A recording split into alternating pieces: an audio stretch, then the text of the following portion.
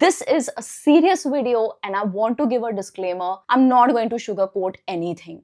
I'm going to be very blunt with you about all the things that I'm going to say in this video. It's going to be straight from my heart and I'm not going to be diplomatic. I might say a few things that you might not like, but understand the intention. The intent is to shake you up from within, make you realize a few things. I don't know if this entire video is for you or not, but bits and pieces, something is for everybody. There is a part in this video, I don't know which part, but it is for you. You have to listen to me. This video is important for you. And why you should listen to me, I'll tell you about that too before I actually begin. I feel I'm capable to talk about this topic. How to talk with confidence, how to be articulate.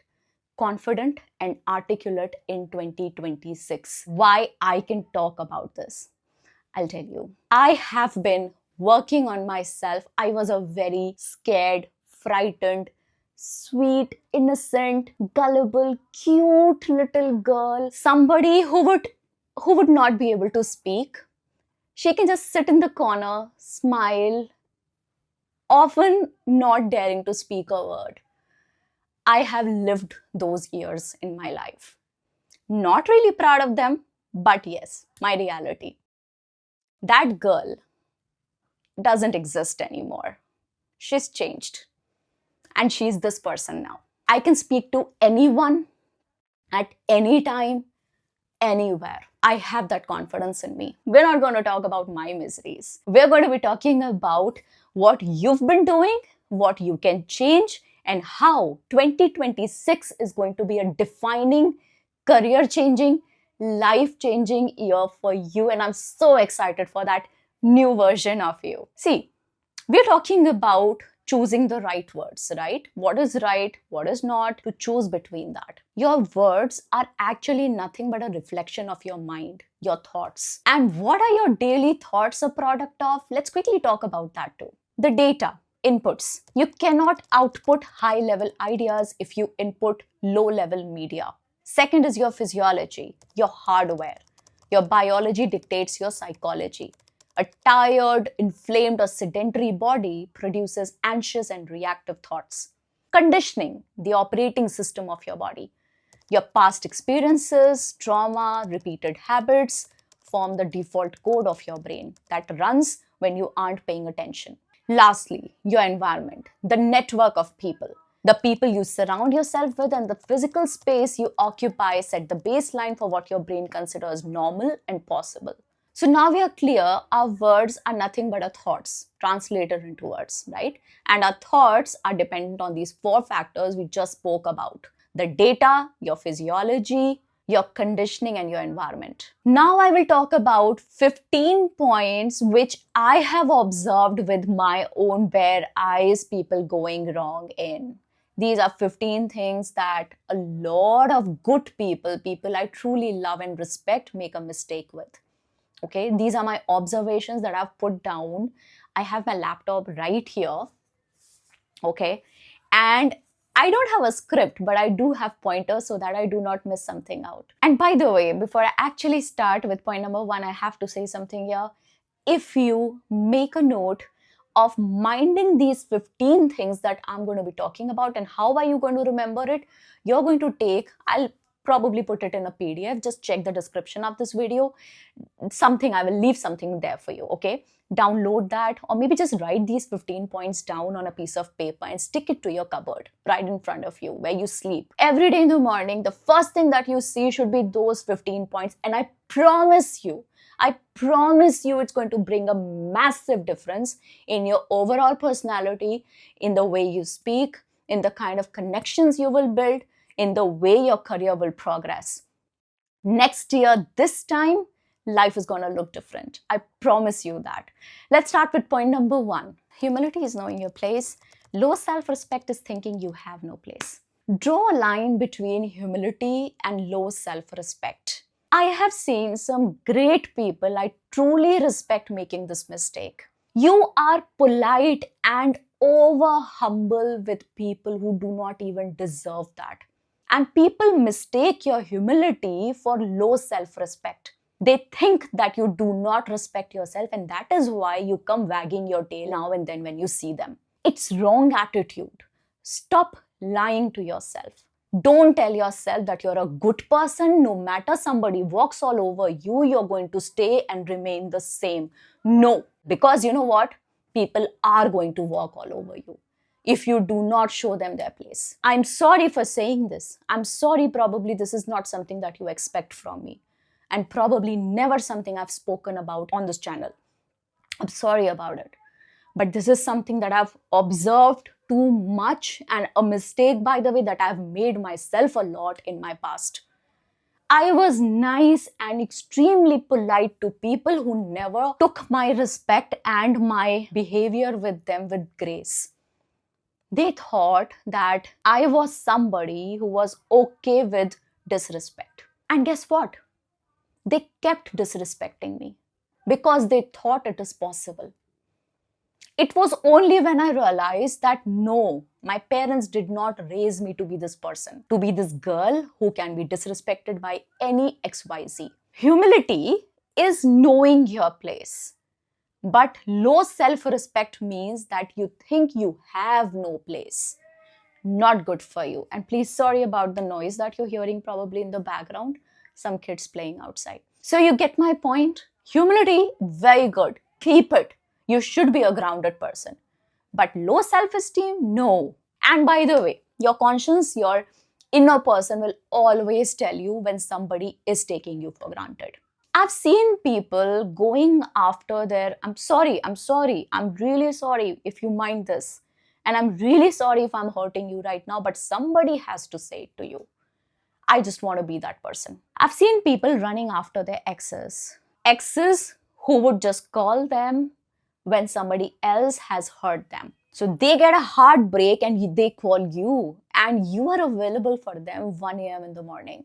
And then you listen to their sob story. And you think they're going to come back to you or they're going to respect you for that? No, girl. No, boy. They're not. They're just using you. They're using your emotional niceness. They're using your depth for their own benefit. There is a limit. You must say a no sometimes and walk out. Point number 2. Choose yourself first and every day. Now, this stems from point number 1. Every single day, what you have to do is you have to get up and realize that you and only you are the most important person in your life. I know it sounds a bit brutal, it sounds a bit impolite, it sounds selfish. I'm sorry, it's okay to be selfish. Because if you are, it's not actually okay. If you want to call it selfish, I'm okay with that.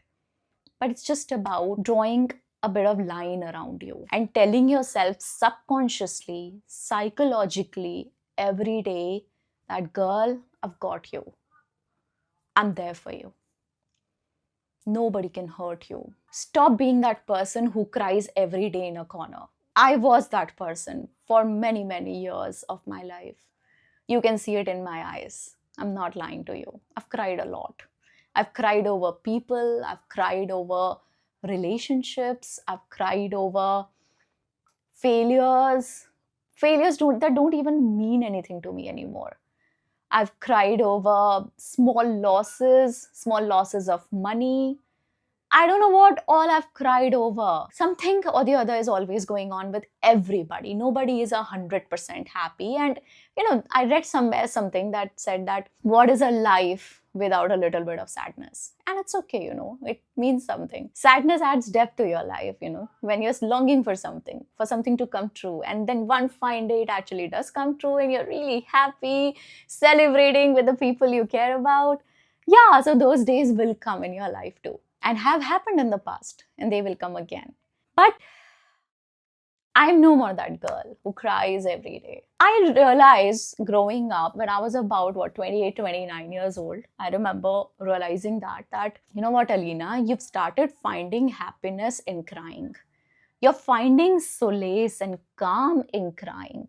And I realized it so late in my life that it was my hormones playing a game with me. And sometimes it was not hormones, it was probably just my ego. I wanted to cry. I just wanted to tell myself that, oh my God, my life is so hard. But it was not true. My life was not hard. I was just in my 20s. It's natural for 20s to be a bit difficult. 20s are difficult for most of us because we are figuring things out. We're figuring life out. We've got ambition. We've got aims to fulfill, long, short term goals, parents to look after, get married, have kids, and so much is on our plate. It's hard. But you know what? I realized that I'm lying to myself. The moment I realized that I was just lying to myself, I changed that. I started choosing myself. Now, whatever decision lies in front of me, I decide what is good for me and I go ahead with that. Sometimes saying no to something is good for me, and I do that. Sometimes saying yes is good, I do that. Sometimes saying no to an event where I'm supposed to be there, I say no if I don't like it. Honestly, I'll tell you a little secret about myself. I like it even more if people don't like me. Not that I intentionally hurt them, I don't. But what I've realized is that when you're not really liked and people think you are very into yourself, self absorbed, and you don't care, then even little things and little gestures that you do count a lot. And when you're too giving and always giving, what happens is that people start to take you for granted. And they're like, anything that you do for them, it will never count. That becomes your फर्ज. ये तो करना ही चाहिए था, क्या बड़ी बात है कर दी तो. It becomes that. So I'm okay if people don't like me because it makes my life easy. Lesser expectations, more happiness. Simple, fundamental. Point number 3. Zero threshold for crossed boundaries. If you tolerate disrespect once, it becomes a new standard. Remember that. It can be in the form of little jokes that somebody keeps playing on you, a little something that feels like a joke, but probably they are doing it or saying it with the intent to hurt you. And I know that, back in the day when I was a little child, I'll tell you a very deep secret because it's no more true. I've worked out and gotten rid of it. I really had a very heavy bottom. I'm so sorry for saying this. I had my lower half of the body was very heavy. Okay, I had that kind of a body which you see on Nigerians, and I love that kind of body, by the way. It looks really cool. I said cool, I did not say hot. But yes, I do like it now. But back in the day, people used to tease me about it. And I can't tell you, like, it's been what, more than 20 years of me hearing those dialogues. I still remember a few of those. They understood that this is something that bothers her, and they did not care that she's just a little child and we shouldn't talk about her physical attributes on her face. It is going to destroy her mental well-being. They never cared about it, and they actually went ahead and made fun of it in public in front of me. I took notes, grew up, worked terribly hard, got rid of it. Now no more that problem. I work out really hard, Yeah, I work out. I got rid of it. I'm so confident now in the way I look. But yes, it was a massive, it degraded my confidence. It hurt me so bad. I would look in the mirror all the time. Oh my God, how am I gonna reduce this? Oh my God, I'm so big. What will I do? As a child, that was such a factor in my life for many. It was a factor in my life for decades. But you know what? It's a boundary that I've made now. Nobody can comment on my body. I mean, I had to share something with you today, and that is why I spoke about the thing I told you. But otherwise, I don't appreciate physical comments at all. Now, this is like a slight boundary. See, I'm a married woman. I don't want any random XYZ guy to talk about my body with me. I'm sorry. Sometimes you can probably tell me, hey, Alina, you've started to look much better. Your workout is showing. That much is okay. But talking about my curves with me, I'm sorry, I'm not going to take it. So there are boundaries that you draw. And if you don't draw the boundaries, you are setting new standards. Always remember that. 2026, change that about yourself. If you're a girl, you don't like a certain type of comment about your body, your personality, you tell them. You raise a voice, but tell them with respect, because if you get angry, what will happen is they are going to understand that's your weakness. There is a difference between showing anger and setting a boundary. Set a boundary without getting angry, because an angry person is a weak person and we don't want to be weak. We want to come across very strong when we mention that. Remember that. Differentiate between noise and signal. Now, this is something that I read about Elon Musk. This is something that he follows in his life, and that is why he's probably 100x more efficient than most of us, most of normal people. Noise versus signal, noise to signal ratio, you call it. So it says that there are things that push you towards your goals, and those things are your signals, and rest everything is a noise. Okay, so learn to differentiate between signals and your noise, right? Anything that pushes you forward towards your goal is a signal, and every day you have to choose to focus on those signals. Most urgent things are not important, and most important things are not urgent. Calling up your best friend could be urgent for you right now, but it's not really important, it can wait. Important communication skills, developing your communication skills, extremely important, but is it urgent? No, it's not. So you get the difference, right? Urgent things are not important, important things are not urgent. Learn to differentiate between the important and the urgent. Focus on the important. Stop seeking validation in others. Oh my God, what a shortcoming. Most ordinary people are the ones who seek lots and lots of validation in others. It's such a big weakness. It's time to become extraordinary. Stop seeking validation. The thing is that most of the times, because we are not putting in a lot of good action into our goals, we are underconfident. And that is why we seek validation from others. We want them to say, hey, you're doing well, because we are not sure. Because if you are sure you're doing everything right, you're working hard, you're doing things the way they should be done, you will stop seeking validation. For instance, you don't need validation in the thought that your mom loves you. It's like a fact. You know it. In every fiber of your being, you know that your mom loves you deeply. You don't need my validation for that. What will you need validation in? In anything that you're not sure of. Let's say your name is Shilpa. Is Shilpa doing enough for her communication skills? Now Shilpa will seek validation in others. She's not sure. But if Ritika is working very hard on her communication skills, doing courses, talking to people, reading books, and everything that you need, watching good movies, good documentaries to learn stuff the way you should communicate, then she will not look for validation, because validation is fluff. It's not meaningful anymore for her, because she's already doing enough and she knows it. If you want to be exceptional, you will not be accepted by average people. Remember that.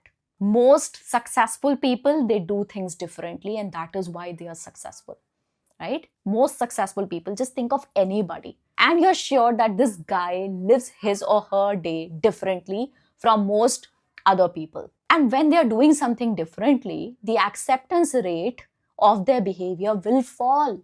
They will not be liked and appreciated by most people, and they're okay with that. So you choose your group, your gang, where you want to belong. Point number 6 is quite simple but quite meaningful. Eat smarter. Now, in my opinion, the happiest people I have seen in my life are the most good-looking ones. You may disagree, but just look around. I'm not saying that every good-looking person is happy, but every happy person, a genuinely happy person, is good-looking most of the times. Why do I say that? See, happiness is not just a product of your surroundings.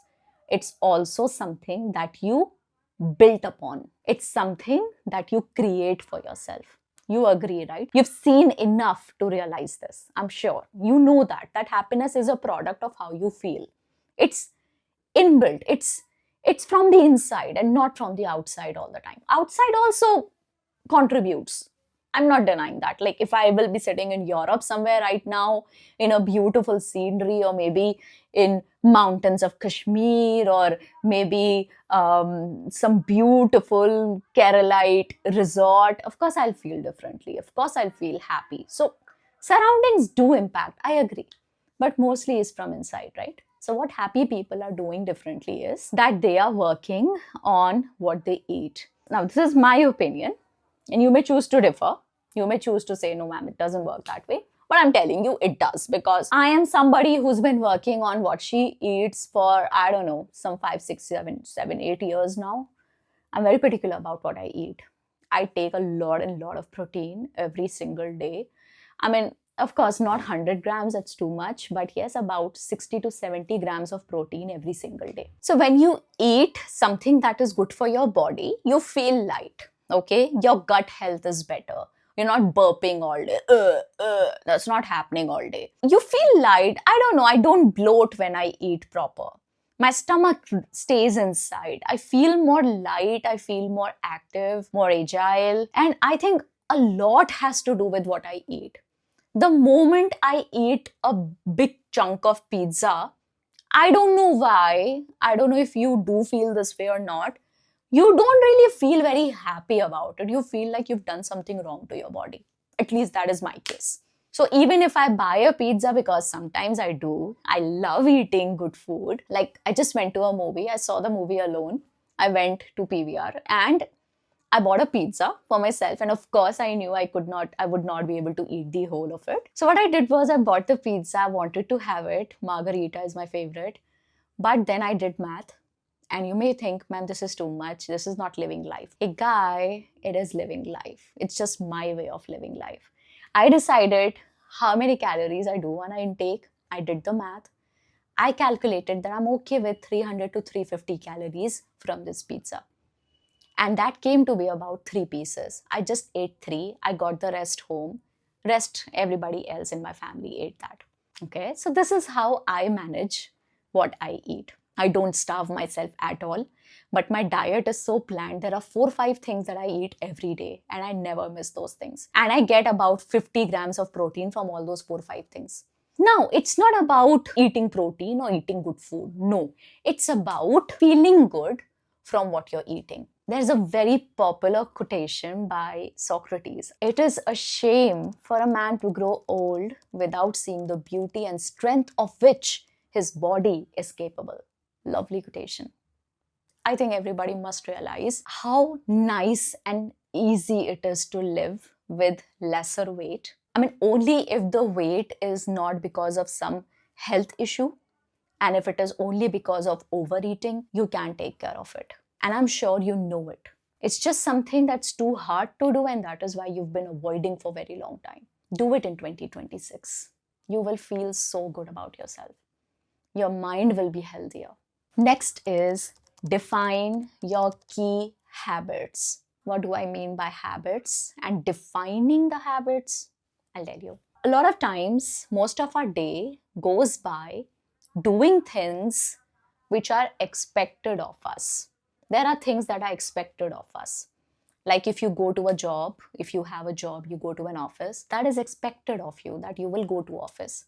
You will spend your 8, 9, 10 hours over there. There will be 5, 10 things that you'll have to do daily. There'll be some people you will have to talk to every day. So these are things that are expected of you. But your entire day cannot be only and only about things that you should be doing or things that are expected of you. I mean, what signal is going to your mind that you have no control whatsoever on your life? And that is why you panic, you are filled with anxiety, and you feel sad and left out and as if nothing is working in your favor.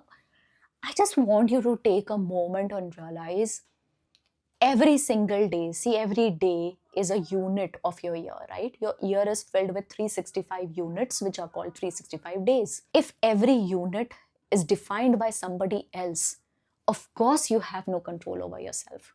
Of course, everything is handled by somebody else. Of course, you will feel out of control, and that is going to fill you with anxiety. So how do you do that? How do you control yourself? How do you make things happen for yourself? And What do you change this year that things finally change for you? This can be done by defining some key habits. They can be very small, they don't have to be massive big ones. For example, a very small habit that I've already made a video on, it changed somebody's life. This person is very famous now, has written some bestsellers, widely popular and extremely rich. This guy started changing his life with one key habit, which was making his bed every single morning. It changed his life. Read about this person, and I'm not lying. A small habit that I've started recently, I'll tell you about that. I've started walking 15 to 20 minutes, to be precise, exact 20 minutes. Earlier it was 10 minutes, I started increasing it, and now it has come to 20 minutes. I'm walking 20 minutes after every meal, morning, lunch, dinner, all 3 times. And why am I doing that? Because I know, I've read about it, it lowers the sugar spike in your blood. To control that, I don't want to get sugar spikes. For that reason, I've started this. Okay, so this is a small habit. You can have your own small habit so that you start feeling more control of your own life. Okay, maybe walking after a meal, maybe having a green tea every day. It's not about making a massive change. It's about doing those 3, 4, 5 things every day, which give you this signal that you are in control of your life. And not everything is about others, and not everything is in your boss's hands. Some things are in your hands. That is what I'm talking about, okay? I can give you a few ideas. Maybe write a quotation every day, your thoughts in a diary. You can do that. Or maybe I will say gratitude for 3 things that I feel grateful for every single night before going to bed. Or I will pray once every day. Or I will have one ragi roti every week, if not every day. I know ragi roti is difficult to eat. I eat it and they are lovely. To me, I find them very tasty. But yeah, those simple, small things, that I will pack my lunch on my own, or I will have room temperature water every day. I will stop having cold water because I've heard cold water is not good for your health. I'm not sure though. So these are little things. Any 3 things, 4 things, 5 things. The more the control you want over yourself, the more the number of habits. And be so rigid with them that they become your religion. Follow your habits like they are your religion. Do not rely on motivation. Motivation is not automatic. Motivation doesn't come. Rely on rituals. Build those rituals for yourself. I'm just telling you the most successful people's habits, things that most successful people do. I'll tell you a few of my own habits. I'm not putting myself in the most successful gang. No, I'm just telling you my own few habits. 20 minutes walk after every meal. That is one habit. Another habit is to go to bed at 12 o'clock. We sleep off at 12 every single day. Okay, that is one habit. I read at least 2 to 3 pages of a book every day. It could be just maybe a small few paragraphs, but just sort of a ritual. I love reading. I'm reading Anna Karenina these days by Leo Tolstoy. Lovely, lovely novel. His first novel. A new habit. I have taken up this challenge to reduce weight, and I am declaring whatever I'm eating, every single thing, to ChatGPT every day. I'm on day 17 right now, and it praises me like anything. I love it. I have a fan in ChatGPT. I love the way. I don't like calling it it. I like calling it her, she. So she's my best friend these days, yes. Yeah. Next one is pick 3 things that you want to get done this year. It could be about losing weight. It could be about quitting on junk food. It could be about maintaining relationships or growing your relationships with your parents. It could be about learning to speak fluent English. It could be about anything, developing a product, okay, developing a small morning breakfast ritual. Any 3 things that you want to do this year, pick those 3 things and get started on them. And I would love it if you can share in the comments. I would want to see your creativity there. Next is, you can either have excuses or you can have success. You can't have both. You cannot have both. See, I go to gym and I see a lot of people are so indulgent in this habit of blaming something or the other. about anything that's going wrong with them. They are not losing weight, somebody else is to blame. They are not getting married, somebody else is to blame. They are going through a breakup, somebody else is to blame. They are not getting a good job, somebody else's mistake. If every problem lies outside, that means every solution also lies outside. Then what is in your control? You have no control over any of your problems, man. That's such a sad situation to be in. Stop blaming others. Take the blame. The more you can, the better. But that does not mean that you start putting yourself down and bogging yourself down and always criticizing yourself. No, that's not what I mean. I'm just talking about taking charge of your life. If my videos don't perform, I am to blame. I can do better. I can figure out a new strategy. I shouldn't get to blaming algorithm of YouTube or Instagram. This is the reason it's not performing. YouTube is to be blamed. No. It's not YouTube's fault. Everybody is just doing what is best for them. I've got to figure out my own thing. Next is, do not declare prematurely. See, people can't destroy what they don't know. A lot of people make this mistake. They declare and announce prematurely. You've just started working out and you declare to your entire gang, hey, I've started going to gym, man. I'm feeling so light and so comfy, No, wrong attitude. Don't tell anyone. They will see it themselves. They will observe themselves when your body will show it. Do not tell people prematurely. See, what happens is, first of all, of course, nazar lagti and all that, but I'm not going to get into that. हाँ, मैं मानती हूँ लगती है. But मैं नहीं बात करूँगी इसके बारे में. What I'm going to talk about is your dopamine release. When you declare to the world that, hey, I've started working out, what happens is you get a instant hit of dopamine and you feel very good about it. And then suddenly your motivation goes down. You're in 4 or 5 days, you lose that motivation. Why? Because everybody knows that you're working out. Now what is there to get out of it? Because the results that the body will show will come much later, right? That will not come instantly.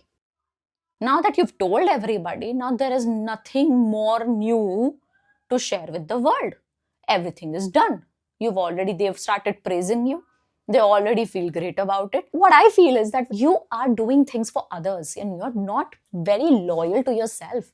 See, if I'm working out for my benefit, for my own body, my health, I shouldn't be going around declaring to people that, hey, listen, see, I'm working out. Do you know I joined the gym? It's been 5 days. It's so silly. People who do that, most of the times, they are unable to carry on with their progress. This is my observation. They drop out too quickly. One small problem comes and they are out of the gym.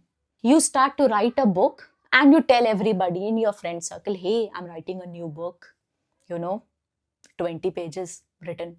The 21st page is going to be so hard. Don't do that to yourself. First, finish your book. And then tell others. Or rather, just publish it and then show it to them. It's okay to be late, but it's not okay to not show up. You must show up. See, I understand sometimes you don't feel like doing the same thing every day. I get it. It's hard.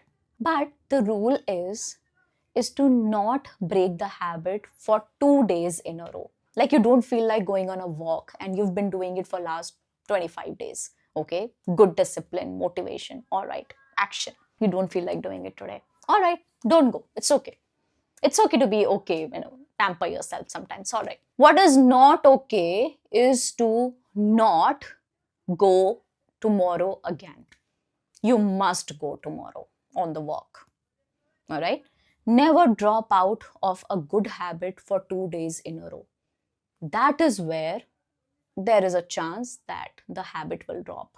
80% of the success is just showing up. People who build big businesses, build big companies, these sharks you see on Shark Tank, these are not people who've seen success every day of their lives. No. Success comes very late, and success comes at a point where you honestly have, most of the times, you've stopped caring about it. You're just busy doing your work. You're just busy enjoying what you're doing. And it comes and you're like, oh wow, all right, everybody's praising you and clapping for you. Like suddenly you realize, oh, okay, I'm successful. That's the point. Next is generic. Read more. A person who does not read has no advantage over a person who cannot read. When you're reading all these amazing books, because there are plenty of amazing literature out there, just get your hands on 2 or 3 good ones. Pick a science fiction, pick a good novel, a good story, a celebrated one, any genre you like. I love science fiction. The moment you get this habit, you pick this habit of reading, what happens is you're downloading the consciousness of the wittiest minds of the planet. These are these amazing people, because when a book is hit, that means it already has this vote of confidence from plenty of people that the guy is intelligent who's written the book. And now what you do is you're downloading their consciousness. You're getting inside their head and seeing the world from their eyes.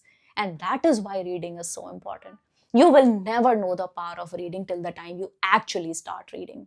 And when I say reading, it does not mean that you read one page in 10 days and then another page in the next 10 days. No, you read every day. No matter you read just one page, but you read every day. It should be a habit and not something that happens at breaks. It shouldn't be sporadic. Next is to get one full body checkup at least once a year. Now, I know I'm not a doctor, but I'm not suggesting something that you've never heard before. You've heard this.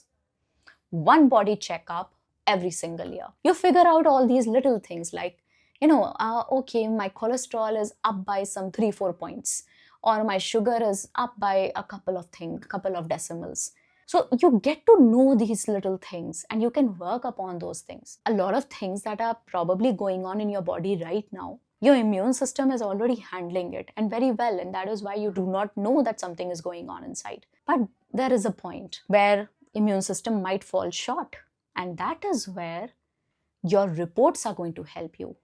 Because when you get a report, the next step is to go to a doctor and let him or her assess the report and tell you that this is something that you need to correct. Like all these little things, vitamin D deficiency and importance of vitamin D, I found out through my report. Doctor told me that vitamin D serves as a powerhouse for your entire body. Okay, it helps in several processes, and vitamin D is something that 82% of Indians are deficient in. Chances are, if you're an Indian, chances are that you're already deficient in vitamin D and you don't know that if you've never got it checked.